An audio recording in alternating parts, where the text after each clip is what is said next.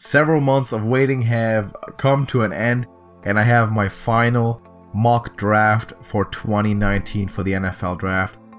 This is a lot of work that went into this, and I'm prepared to only get like 4 picks correct because that's what happens every year.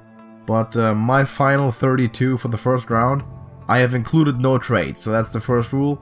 No trades. I'm going from the draft list that we're going into the draft with, unless there's trades between me recording the video and uploading it, but I can't foresee that.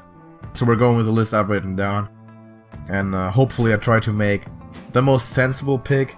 Not even the most sensible pick for every position, or for every team rather, but the one that I can see them making. And some of these picks are very questionable, and I wouldn't do them. I wouldn't make them as a GM, but I can totally see the team making the pick. And when that happens, I'll mention that too. But yeah, we'll get into it. The Arizona Cardinals with the first pick select Kyler Murray, quarterback out of Oklahoma. This is not a good pick, but it's a pick that's gonna be made. If not the Cardinals, then someone else will do it. The man is 5'10".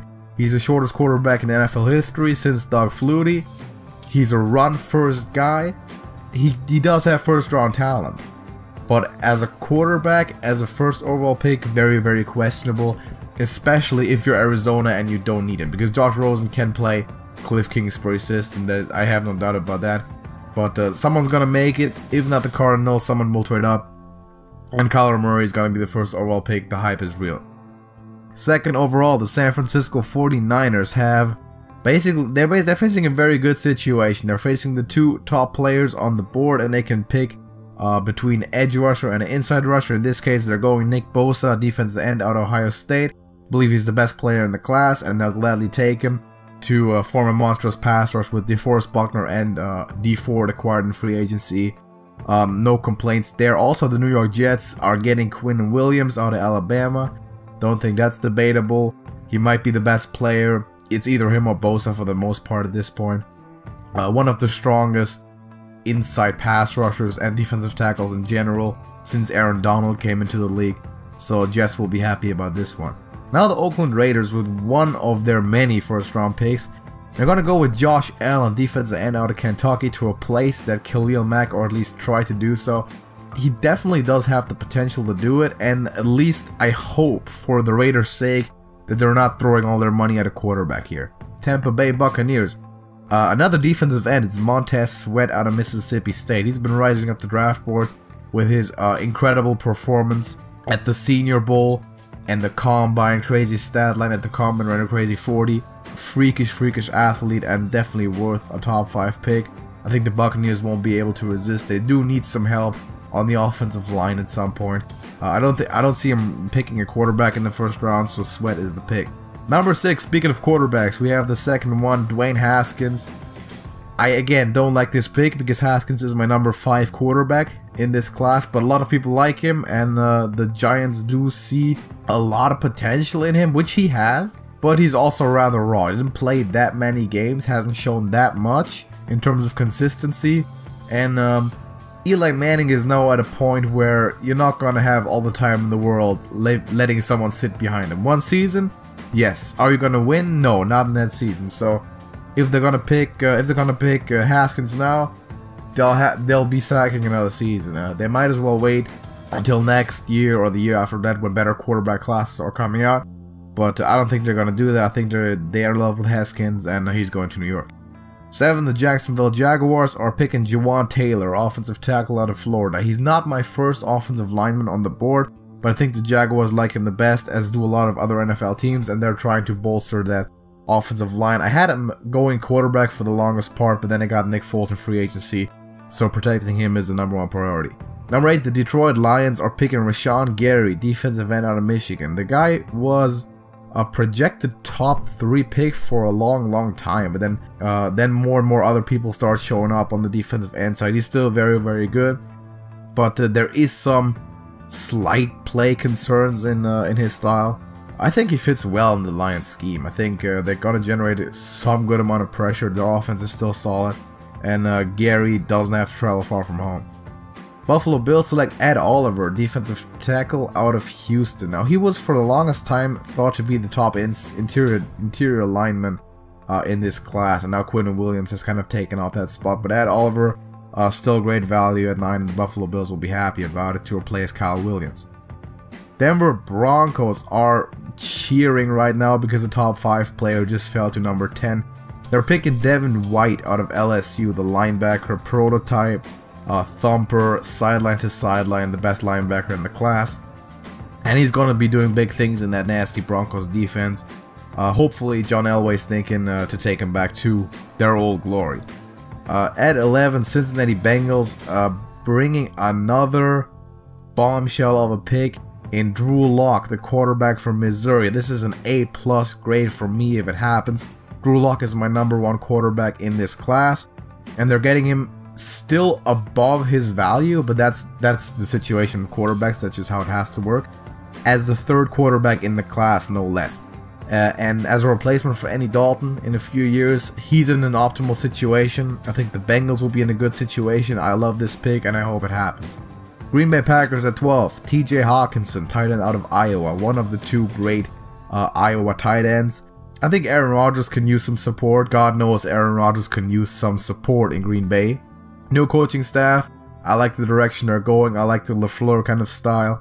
And I think Hawkinson fits that offense well. I'm optimistic about the Packers' immediate future. I think the Miami Dolphins believe that Ryan Fitzpatrick has had one too many slices of birthday cake, and they're going to draft his replacement in Daniel Jones out of Duke. A quarterback that I had pretty highly ranked, higher than most people on my top 5 quarterbacks, which you can go have a look at, by the way, if you haven't done that yet. I think he's going to fare pretty well. I think he might sit a year behind Fitzmagic. Why shouldn't he? But they really don't have an option in the future, and Jones is going to fill that spot. Number 14, Atlanta Falcons are going Jonah Williams, my #1 offensive lineman out of Alabama. He can play guard, he can play tackle. The Falcons are trying to get that explosive offense, that fireworks going back again. And it starts with the front and a strong offensive line, and Williams is the correct guy here. Washington Redskins are very much in the market for a quarterback, but they're sitting at 15. And they got the shiny name of DK Metcalf on the board, and they can't resist. In my mock draft, they're picking the wide receiver out of Ole Miss, who's going to make big things happen, and they're taking a chance at the next Megatron. Carolina Panthers at 16. This is probably the easiest pick of the round. Is Brian Burns out of FSU, the defensive end. This pick just seems like a perfect match. Brian Burns in a defense that has Luke Kuechly will have some responsibilities taken off of him, some of that pressure, and can really focus on the pass rushing, which is what his greatest strength is.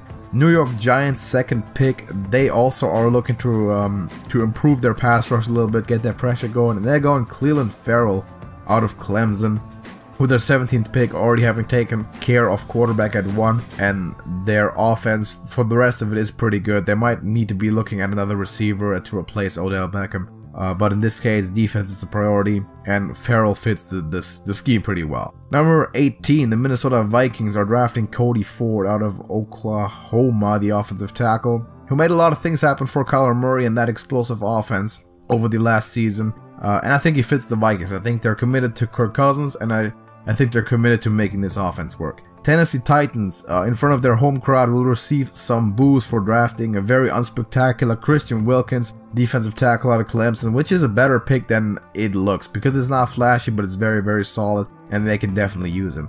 Number 20, the Pittsburgh Steelers are filling their gap at linebacker, neglecting wide receiver for now with Devin Bush out of Michigan. The second best linebacker in this class, and you can never complain getting that at 20. Steelers have a lot of work to do. They're facing the Patriots in the first game of the new season. So, gotta start on a high note. Devin Bush is day 1 starter. 21, the Seattle Seahawks will be very much delighted to seeing Marquise Hollywood Brown still on the board out of Oklahoma. In my opinion, the best player of the Sooners from last year. And I think they're gonna have a tough time passing on him.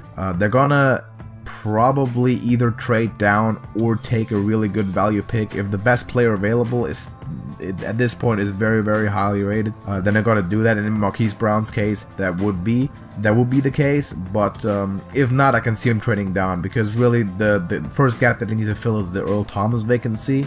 in the defensive backfield, and there really isn't a safety worthy of a first round pick in my opinion this year. Number 22, another receiver off the board, AJ Brown out of Ole Miss, in this case going to the Baltimore Ravens. They lost Michael Crabtree in the offseason, and this is how they're going to replace him. With a very strong underneath receiver, very good blocker. They're going to get hustle out of him, and he fits the offense very well to support Lamar Jackson. Houston Texans at 23 are picking Greg Little out of Ole Miss. I predicted that Greg Little would go in the first round when I first saw him at the opening in 2015, just destroying all the other elite high school defensive linemen, and now he's going to Houston to destroy elite NFL defensive linemen. 24, Oakland Raiders again with another impressive pick, Josh Jacobs, the best running back out of Alabama. They need someone to really improve this running game, and Marshawn Lynch did his dues, but it's time for John Gruden to find another weapon, not replace Derek Carr and make this offense better. Josh Jacobs is the correct pick. 25, the Philadelphia Eagles are selecting Andre Dillard out of Washington State, the offensive tackle. Jason Peters is not getting younger, he's not getting healthier, and they're going to look to the future with Carson Wentz. 26, the Indianapolis Colts. I love this pick. N'Keal Harry out of Arizona State, the wide receiver. Absolute hustler, very good blocker, he's got an attitude, he's going to give you all he has, and he's the exact guy you need to take that offense over the top, which has been looking very good, so the Colts are definitely in getting into win now mode. 27, Oakland Raiders yet again with the second grade tight end out of Iowa, Noah Fant, improving that offense yet again and hopefully making something happen next year. LA Chargers at 28 is, my pick is Byron Murphy, first cornerback off the board out of Washington, lost Jason Verrett to the 49ers, and they're going to find his replacement in Murphy. Speaking of defensive backs off the board, the Chiefs also would like to take one, and DeAndre Baker is the selection here after cutting Eric Berry. They have a vacancy to fill, and Baker is a dog. He can lead the defense, which is important, especially if your head coach refuses to do so. Number 30, the Green Bay Packers again. Dexter Lawrence out of Clemson to round out that legendary Clemson defensive line. He's a plugger in the middle. He's gonna do good work along. Very good pick, very solid. 31, final two picks. The LA Rams are just gonna help out their interior offensive line with Garrett Bradbury. Very unspectacular, but a very good pick out of NC State. Very solid. He can play from day one. They don't have that many holes to fill, and this is one of them. Against all odds, to close the round with a banger, the New England Patriots are selecting Will Grier, quarterback out of West Virginia. Why? Because no one's expecting it. No one thinks it's gonna happen, so it's happening. That's what the Patriots do. They're finding their new guy, and it's always better if you have a guy like Tom Brady in the house to get his successor a year early rather than a year late. Be stupid not to. And I feel like this year is going to be the year.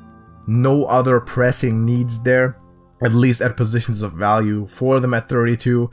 And I would just love to see this pick happen. I thought it was going to be Lamar Jackson last year. The Ravens grabbed him at 32. And this year, I think Will Grier just perfectly fits in this situation. I would love to see that. Now, Ryan Finley still probably the best value quarterback in the second round, and some lucky team might land him there. But that's my mock draft for the first round. Let me know what you think. You can drop your whole mock draft in the comments if you want to, just compare it to mine and have a little bit of a competition going. Draft starts at the 25th in a few days actually, from Tennessee, so new venue, gonna be interesting. Looking forward to it a lot, and I'll see you in the next one.